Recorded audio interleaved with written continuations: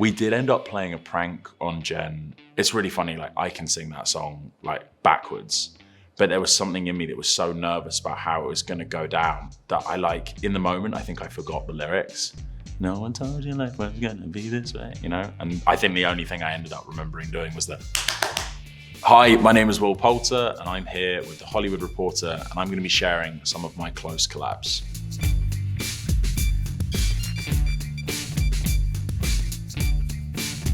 I had like fanned out on Florence Pugh one time before. I had seen her in Lady Macbeth and saw she was amazing with Cosmo Jarvis and with my friend Naomi Aki. And so excited to get the chance to work with her on Midsommar.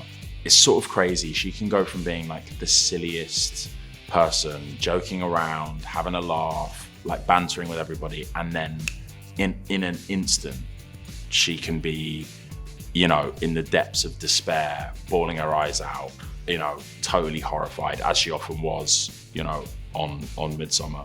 And I was so amazed by her performance when I saw it live, but even more so when I watched the movie, like the sort of things that she's going through, the way that she plays grief, the way that she plays genuine horror, and the fact that she did all that while being such a fun kind of, and sort of like energetic kind of life force on set. I don't really know how she did that. It was kind of superhuman.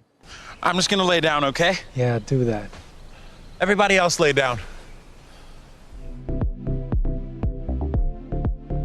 With the Millers was a surreal experience for me, just on the basis that like I was 19 and I was really, really lucky to be made to feel incredibly like welcome on set, and Jen kind of like typified that sort of friendly and welcoming energy that I received. And I was such a fan of hers. Like Friends was one of my like ultimate shows growing up. Me and my sister collected the box sets and watched it incessantly and could quote virtually every line. I think I would have been heartbroken if she wasn't lovely, and she absolutely was. We did end up playing a prank on Jen.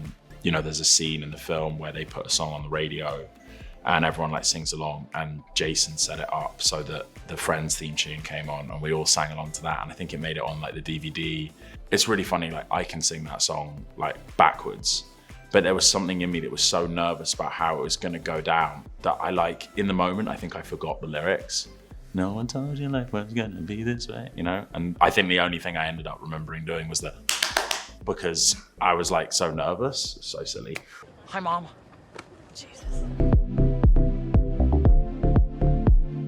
Michael was amazing to me. Like, I don't know if I've had an experience with another actor where they've kind of put their arm over my shoulder like quite so much. Like, he was so supportive, and I can remember the scene where I come into his office and he himself is sort of gripped by addiction. He's struggling with opioid abuse disorder, and seeing him sort of in that state and not getting the chance to kind of like talk to him earlier in the day and kind of like shoot the shit, and just walking in and seeing him like that was really like heartbreaking, and genuinely really moving. And I kind of didn't really have to like do any acting. I was just like crushed to see him be as convincing in that state.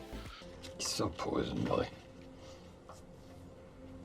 What's that? That's all this is. He's so poison. That's what you do. That's just poison. I like couldn't have been a bigger fan of the show, and that's kind of how the journey started for me, in the sense I was a huge fan, kind of like asked to be on the show. And Ayo, you know, and Jeremy, both their performances are like so brilliant in the show. And so getting the chance to work on The Bear in season 2 with Lionel was amazing, like genuinely a life-changing experience, a kind of dream come true for me to play a chef. And then in season 3, I got to cross over with Ayo in this really interesting kind of meaningful way, and she's so fun to do scenes with.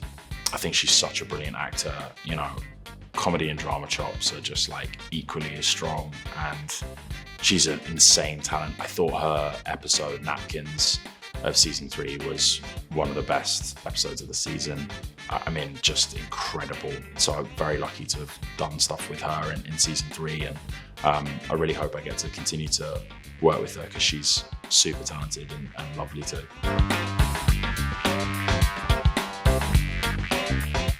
Téa Leoni is insanely funny. Like, so professional and good at what she does, it's almost effortless. There's a moment right before I tell her to shut up. She's like giving me the one true, honest compliment that I've like waited for my entire life, but I'm too like stupid to sort of take it in. And she does it in the most surprising, amazing way. And you know, and she constantly delivered things in ways that I never would have even thought of, and it's so funny. Like her manipulation of Jenna's character, her kind of performative activism, she's extraordinary. And like I haven't had many experiences as great as my experience of working with Téa. What exactly are we saying this is, though? I think we know exactly what it is. A horse-like mammalia. With some sort of protrusion or growth. Daisy Edgar-Jones is really funny. She really makes me laugh, and she's wonderful in On Swift Horses and so believable and real in every turn. And I loved working with her on that. But the surprise was to find out how funny she is, like offset when the cameras aren't rolling. Like, she's so sweet and really, really funny. When I think about the Warfare group, I think about us all doing like silly things, like, you know, like group quartet singing, you know, while smoking cigarettes and drinking energy drinks in between takes, or, you know, all like having meals together at the end of every single day. We spent virtually every waking moment with each other and lived together through that boot camp and through the shooting. And you know, as serious as the subject matter is, and I will say is like incredibly intense and committed, you know, the whole kind of cast were in the process of shooting it. Like, we had such a laugh too and had so much fun, but it was still intense and it still pushed us all kind of further than we'd ever been. So having those moments of levity was key, and very much a byproduct of the amazing camaraderie that developed through boot camp. And I sincerely love those guys.